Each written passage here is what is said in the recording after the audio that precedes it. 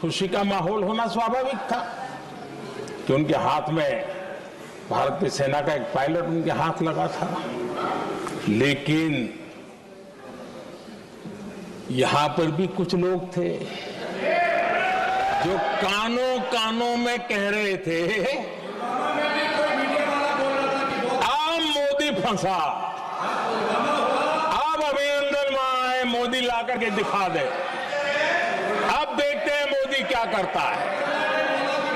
आज डंके की चोट पर अभिनंदन वापिस आ रही है।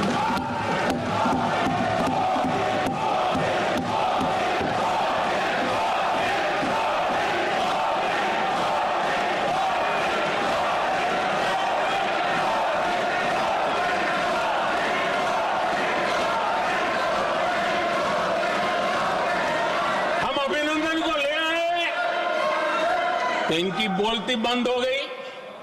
इनको लगा यार कि नसीब वाला आदमी है, हमारा हथियार हाथ से निकल गया।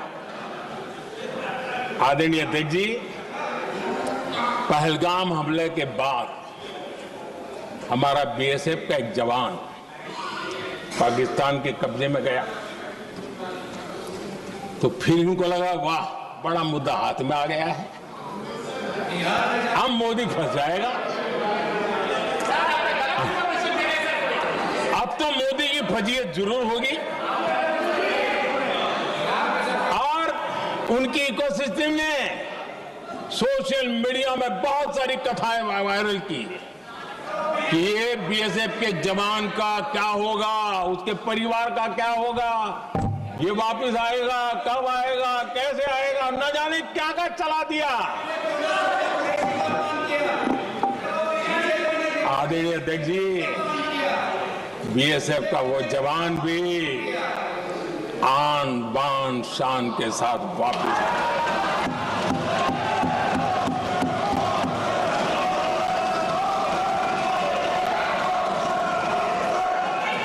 आतंकवादी रो रहे हैं, आतंकवादियों के आका रो रहे हैं और उनको रोते देखकर यहां भी कुछ लोग रो रहे हैं।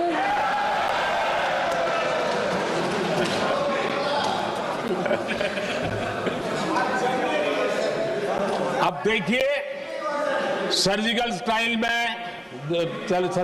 चल रही थी, उसके बाद उन्होंने एक खेल खेलने की कोशिश की, बात जमी नहीं। एयर स्ट्राइक हुई तो दूसरा खेल खेलने की कोशिश की, वो भी जमी नहीं। जब ये ऑपरेशन सिंदूर हुआ तो उन्होंने नया पैंतरा शुरू किया। और क्या शुरू किया? रोक क्यों दिया? पहले तो मानने को तैयार नहीं थे कि मुक्त करते, अब कहते रोक क्यों दिया?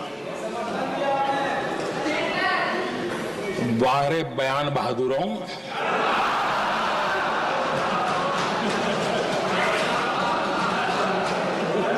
आपको विरोध का कोई न कोई बहाना चाहिए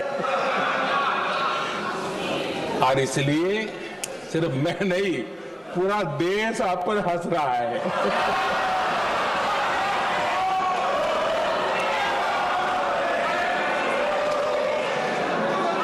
आदरणीय अध्यक्ष जी, सेना का विरोध, सेना के प्रति एक पता नहीं नेगेटिविटी, ये कांग्रेस का पुराना रवैया रहा। देश ने अभी अभी करगिल विजय दिवस मनाया, लेकिन देश पूरी तरह जानता है कि उनके कार्यकाल में और आज तक करगिल के विजय को कांग्रेस ने अपनाया नहीं। न करगिल विजय दिवस मनाया है, न करगिल विजय का गौरव किया। इतिहास साक्षी है। देखिए,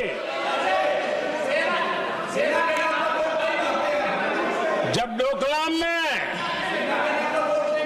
सैन्य हमारा शौर्य दिखा रहा था, तब कांग्रेस के नेता चुपके चुपके किससे ब्रीफिंग लेते थे वो सारी दुनिया अब जानते हैं।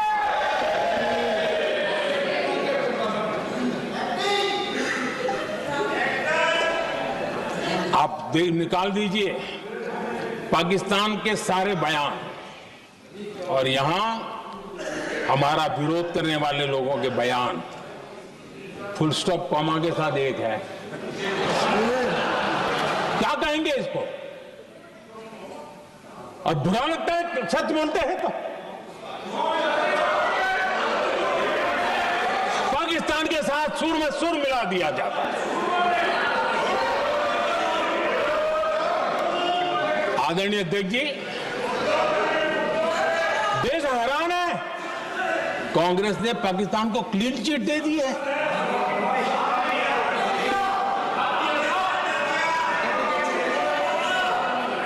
उनकी ये हिम्मत, और इनकी आदत जाती नहीं है, ये हिम्मत कि पहलगाम के आतंकी पाकिस्तानी थे, इसका सबूत दो।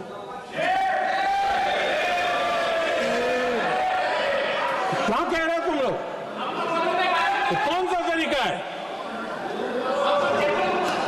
और यही मांग पाकिस्तान कर रहा है जो कांग्रेस कर रही है। और आदरणीय अध्यक्ष जी, आज जब सबूतों की कोई कमी नहीं है, सब कुछ आंखों के सामने दिखता है, तब ये हालत है।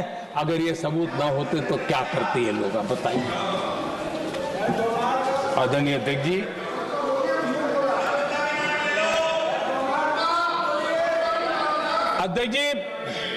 ऑपरेशन सिंदूर के एक पार्ट की तरफ तो चर्चा भी बहुत होती है, ध्यान भी जाता है, लेकिन देश के लिए कुछ गौरव की क्षणें होती हैं, ताकत की परिचय होता है, उसकी तरफ भी ध्यान जाना बहुत आकर्षित है। हमारे एयर डिफेंस सिस्टम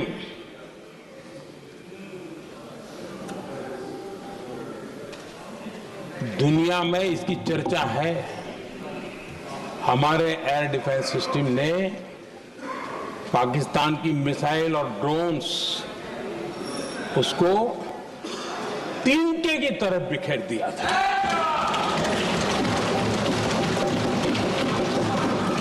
आदरणीय अध्यक्ष जी, मैं एक आंकड़ा आज बताना चाहता हूं,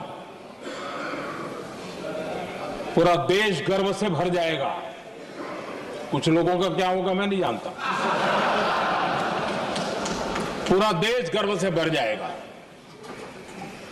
9 मई को पाकिस्तान ने करीब 1000 मिसाइलों और आर्म्ड ड्रोन्स के भारत पर बहुत बड़ा हमला करने की कोशिश की। 1000 ये मिसाइलें भारत के किसी भी हिस्से पर गिरती तो वहां भयंकर तबाही मचती, लेकिन 1000 मिसाइल्स और ड्रोन्स को भारत ने आसमान में ही चूर चूर कर दिया।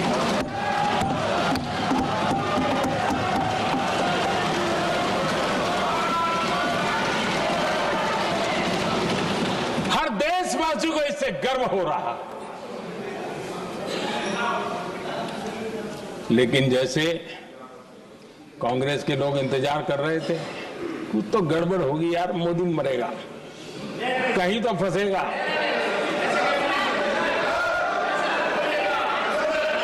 पाकिस्तान ने आदमपुर एयरबेस पर हमले का झूठ फैलाया, उस झूठ को बेचने की भरपूर कोशिश की, पूरी ताकत नहीं लगा दी। मैं अगले ही दिन आदमपुर पहुंचा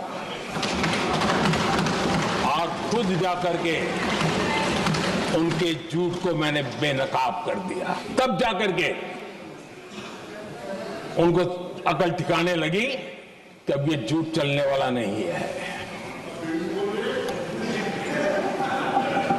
आदरणीय अध्यक्ष जी, जो हमारे छोटे दलों के साथी हैं, जो राजनीति में नए हैं, उनको कभी शासन में रहने का अवसर नहीं मिला, उनसे कुछ बातें निकलती मैं समझ सकता हूं। लेकिन कांग्रेस पार्टी ने इस देश में लंबे समय तक राज किया है, उसको शासन की व्यवस्थाओं का पूरा पता है, उन चीजों से वो निकले हुए लोग हैं, उनके लिए शासन व्यवस्था क्या होती इसकी समझ पूरी है, अनुभव है उनके पास। उसके बाद भी विदेश मंत्रालय तुरंत जवाब दे, उसको स्वीकारना नहीं, विदेश मंत्री जवाब दे, इंटरव्यू दे, बार बार बोले, उसको स्वीकारना नहीं, गृह मंत्री बोले, रक्षा मंत्री बोले, किसी पर भरोसा नहीं। जिसने इतने सालों तक राज किया, उनको देश की व्यवस्थाओं पर अगर भरोसा नहीं है, तब शक उठता है कि क्या हालत हो गई है इनकी। आदरणीय अध्यक्ष जी, अब कांग्रेस का भरोसा पाकिस्तान के रिमोट कंट्रोल से बनता है और बदलता है।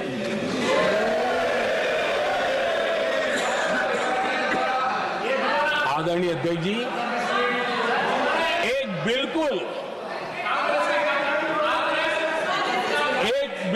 कांग्रेस के नए सदस्य, यानी उनको तो क्षमा करनी चाहिए, नए सदस्य को क्या कहेंगे, लेकिन कांग्रेस के आका जो उनको लिख करके देते हैं और उनसे बुलवाते हैं, खुद में हिम्मत नहीं है, उनसे बुलवाते हैं कि ऑपरेशन सिंदूर ये तो तमाशा था,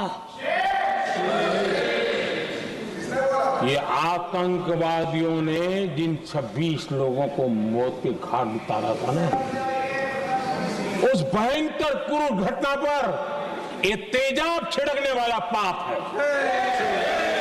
तमाशा कहते हो? आपकी ऐसी सहमति हो सकती है, और ये कांग्रेस के नेता बुलवाते हैं।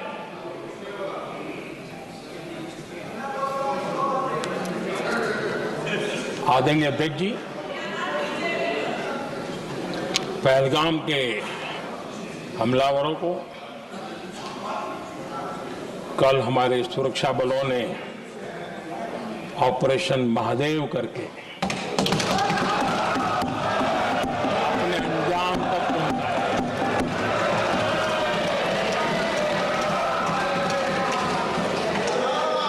लेकिन मैं हैरान हूं, यहां ठहाके लगा के पूछा गया कि आखिर कल ही क्यों हुआ।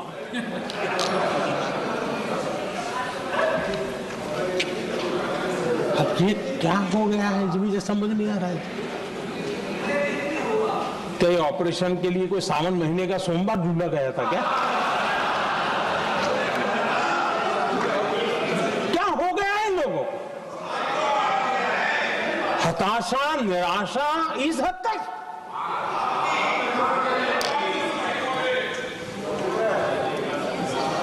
और देखिए मजा, पिछले कई सप्ताह से हाँ ऑपरेशन सिंदूर वगैरह तो ठीक है, पहलगाम के आतंकियों का क्या हुआ, पहलगाम के आतंकियों का अब हुआ तो कल क्यों हुआ?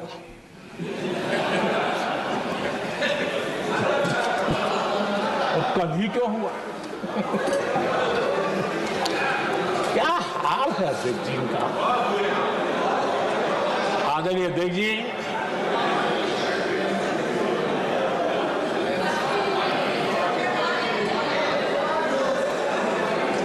आदरणीय अध्यक्ष जी, शास्त्रों में कहा गया है, हमारे शास्त्रों में कहा गया है, शस्त्रेण रक्षिते राष्ट्रे।